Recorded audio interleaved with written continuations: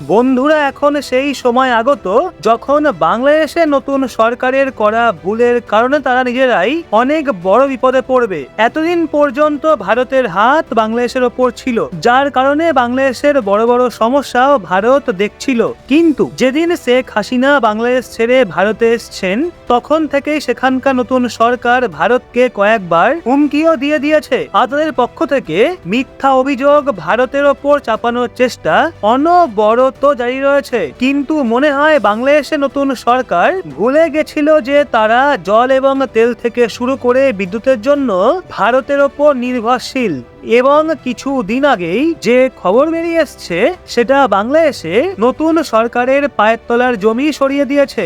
আসলে কিছুদিন আগে খবর বেরিয়ে এসেছিল যে বাংলাদেশের অবস্থা এমন ভাবে খারাপ হয়ে গেছে যে ভারত থেকে বাংলাদেশকে যে বিদ্যুৎ সাপ্লাই করা হতো তারা সেটারও পেমেন্ট করতে পারছে না। আর এটা কোনো ছোটখাটো অ্যামাউন্ট নয়, বরং আদানি পাওয়ার দ্বারা বাংলাদেশে সাপ্লাই করা বিদ্যুতের ওপর $800 মিলিয়ন ধার বাকি পড়ে গেছে।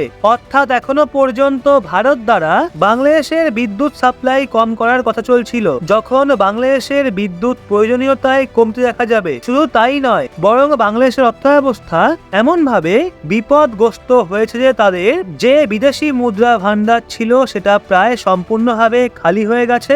আর বাংলাদেশের নতুন অন্তর্বর্তী সরকার ওয়ার্ল্ড ব্যাংকের থেকে ঋণ নেওয়ার জন্য তাদের সামনে হাত পেতেছে। কিন্তু মনে হয় বাংলাদেশের নতুন সরকার এটাও ভুলে গেছে যে যেভাবে তাদের অবস্থার অবনতি ঘটেছে তা দেখে ওয়ার্ল্ড ব্যাংক তাদেরকে লাথি মেরে তাড়িয়ে দেবে। তো সম্পূর্ণ ডেভেলপমেন্ট আসলে কি তা জানতে ভিডিওর শেষ অবধি অবশ্যই থাকবেন। যেইভাবে বাংলাদেশ ভারতকে অহংকার দেখাচ্ছে, ভারতের ওপর মিথ্যা অভিযোগ চাপাচ্ছে, সেগুলো একজন ভারতীয় হিসেবে আমরা সহ্য করতে পারছি না। আর যেইভাবে বাংলাদেশ ভারতের প্রতিবেশী দেশ হওয়া সত্ত্বেও চীনের সঙ্গে তাদের সম্পর্ককে মজবুত করছে, তাদেরকে রক্ত টকবক করে ফুটছে। যেখানে পরিষ্কার বলা হয়েছে বাংলাদেশে নতুন সরকার চীনকে রিকোয়েস্ট করেছে যে তারা বাংলাদেশে এসে তাদের কোম্পানি সোলার ইন্ডাস্ট্রি যাতে সেট আপ করে। যেই বাংলাদেশকে এতদিন ভারত সাহায্য করে এসছে, এখন সেই কাঙাল বাংলাদেশ ভারতের সাথে সম্পর্ক বিচ্ছিন্ন করে চীনকে নিজেদের আব্বা বলার চেষ্টা করছে। আর অন্যদিকে চীনও এর সদ্ব্যবহার করতে চাইছে। ভারত এবং বাংলাদেশের মাঝে আসার জন্য চীন কোনো কমতি রাখছে না। একটা কথা আমরা সবাই জানি, কিছুদিন আগেই আসা বিনাশকারী বন্যা বাংলাদেশের দক্ষিণ পূর্ব এরিয়াকে সম্পূর্ণভাবে ডুবিয়ে দিয়েছে এবং প্রায় 30 লক্ষেরও বেশি লোকজনের জীবিকায় গুরুতর প্রভাব পড়েছে। কিন্তু অবশেষে এই বিষয়ে অভিযোগও বাংলাদেশের নতুন সরকার ভারতের ওপর চাপিয়ে দিয়েছে। আর অন্যদিকে চীন সুযোগের সদ্ব্যবহার করে বাংলাদেশকে নিজেদের পক্ষে নেওয়ার জন্য ওই 30 লক্ষ লোকজন যারা এফেক্টেড হয়েছে তাদেরকে খাদ্যদ্রব্যের সাপ্লাই করতে শুরু করে দিয়েছে।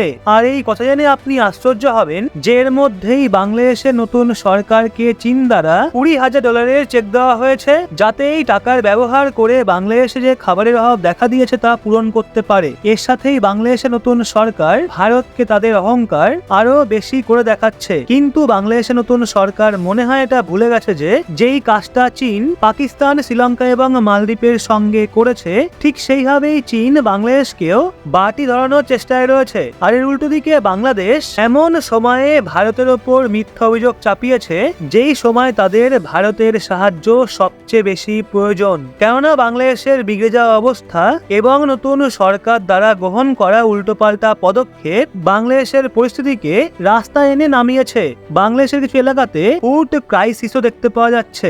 অর্থাৎ বাংলাদেশের কিছু এলাকায় ওই খাদ্যদ্রব্যের কমতি লক্ষ্য করা গেছে। এখন সবার প্রথমে নজর দেওয়া যাক বাংলাদেশে ভারত থেকে পাঠানো বিদ্যুতের বিষয়ে, যার পেমেন্ট বাংলাদেশ করতে পারছে না। আর ভারত থেকে বাংলাদেশে বিদ্যুৎ সাপ্লাই করা কোম্পানি আদানি পাওয়ারের কাছে $800 মিলিয়ন ধার বাকি পড়ে আছে বাংলাদেশে। কিন্তু তা সত্ত্বেও আমরা বাংলাদেশকে প্রতিবেশী হিসেবে মনে করে তাদেরকে বিদ্যুৎ সাপ্লাই করে আসছিলাম। কিন্তু যেইভাবে বাংলাদেশের নতুন সরকার ভারতকে গরম দেখাচ্ছে, তা থেকে সেই সময় এসে গেছে যখন বাংলাদেশের বিদ্যুৎ ভারত দ্বারা কাটার প্রস্তুতি নেওয়া হচ্ছে। তো আপনাদের বলে রাখি, বাংলাদেশ না কেবল খাদ্যদ্রব্য বস্তু এবং এগ্রিকালচার প্রোডাক্টের সাথে মেশিনারি কম্পোনেন্টের জন্য ভারতের উপর ডিপেন্ডেন্ট রয়েছে, এছাড়াও বাংলাদেশ তার রিকোয়ারমেন্টের হিসাবে ইলেকট্রিসিটি জেনারেট করতে পারে না। এই জন্য তাদেরকে ভারতের দ্বারা বিদ্যুতের সাপ্লাই করা হয়ে থাকে। এমনকি বাংলাদেশের বিদ্যুৎ প্রয়োজনীয়তাকে পূরণ করার জন্য ভারত আদানি পাওয়ারের সাথে মিলে ঝাড়খণ্ডে গোড্ডা পাওয়ার জেনারেশন প্ল্যান্ট তৈরি করে রেখেছে। আর এই পাওয়ার প্ল্যান্টে কয়লার ব্যবহার করে ইলেকট্রিসিটি জেনারেট করা হয়ে থাকে, যেখানকার 100% ইলেকট্রিসিটি বাংলাদেশকে সাপ্লাই করা হয়ে থাকে। অর্থাৎ এই পাওয়ার প্ল্যান্টের 1%ও ভারতের প্রয়োজনীয়তায় ব্যবহার করা হয় না। এর থেকে উৎপাদিত সম্পূর্ণ বিদ্যুৎ বাংলাদেশেতেই সাপ্লাই করা হয়ে থাকে, যদিও এটা কিছু বছর পর্যন্ত ঠিকঠাক চলছিল আর বাংলাদেশকে এই পাওয়ার প্ল্যান্টের সমস্ত বিদ্যুৎই সাপ্লাই করা হচ্ছিল, আর তার পেমেন্টও বাংলাদেশ আদানি পাওয়ারকে করছিল। কিন্তু এখন বাংলাদেশের অবস্থা এমন ভাবে খারাপ হয়ে গেছে যে তাদের অবস্থা হাত পাতার মতোই হয়ে গেছে, যার কারণে গত কিছু মাসের পেমেন্ট বাংলাদেশ আদানি পাওয়ারকে দেয়নি। আর সেই পেমেন্ট কোনো ছোটখাটো পেমেন্ট নয়, বরং প্রায় $800 মিলিয়ন ধার বাকি রয়েছে, যা ভারতীয় কোম্পানিগুলো সহ্য করেছিল। কিন্তু যখন জল ভারতের মাথার উপর দিয়ে বইতে শুরু করে, তখন ভারত সরকার এই পাওয়ার প্ল্যান্ট থেকে জেনারেট হওয়া বিদ্যুৎকে ভারতে কনজিউম করার পারমিশন দিয়ে দেয়, যা থেকে বাংলাদেশের পক্ষ থেকে বিদ্যুৎ পেমেন্টের ধার আরো বেশি হয়ে যায়, যার জন্য তাদেরকে বিদ্যুতের সাপ্লাই বন্ধ করে দেওয়া হতে পারে। আর এই বিষয়ে বাংলাদেশ এখন নিজেও বলতে পেরেছে। এই জন্য রিপোর্টে আপনি পরিষ্কার দেখতে পাচ্ছেন বাংলাদেশের পক্ষ থেকে বলা হচ্ছে যে যদি তারা আদানি পাওয়ারকে পেমেন্ট করতে না পারে, তাহলে ভারতের পক্ষ থেকে ইলেকট্রিসিটির সাপ্লাইকে বন্ধ করে দেওয়া যেতে পারে। শুধু তাই নয়, বরং বাংলাদেশ আর্থিক সংকটের এমন ভাবে সম্মুখীন হয়েছে যে তাদের বিলিয়ন বিলিয়ন ডলার ধার পড়ে আছে, যেখানে এয়ারলাইন্সের ধারও যুক্ত রয়েছে, যার টাকা পেমেন্ট করা এখন বিশেষভাবে জরুরি। কিন্তু এই ধরনের পরিস্থিতিতে বাংলাদেশের নতুন সরকারের ভারতের পক্ষ থেকে সাহায্য নেওয়া উচিত, কিন্তু তারা উল্টে ভারতের ওপর উল্টো পাল্টা অভিযোগ লাগিয়ে ভারতকে গরম দেখাচ্ছে আর ওয়ার্ল্ড ব্যাংকের সামনে হাত পাচ্ছে। বাংলাদেশের নতুন সরকার $1 বিলিয়ন ধার চেয়েছে, যদিও বাংলাদেশের অবস্থা যেইভাবে চলছে তা থেকে এই বিষয়টা পরিষ্কার যে ওয়ার্ল্ড ব্যাংক বাংলাদেশকে লাথি মেরে তাড়িয়ে দেবে, আর এরপর তারা চীনের বেল্ট অ্যান্ড রোড ইনিশিয়েটিভের জালে ফেসে যাবে।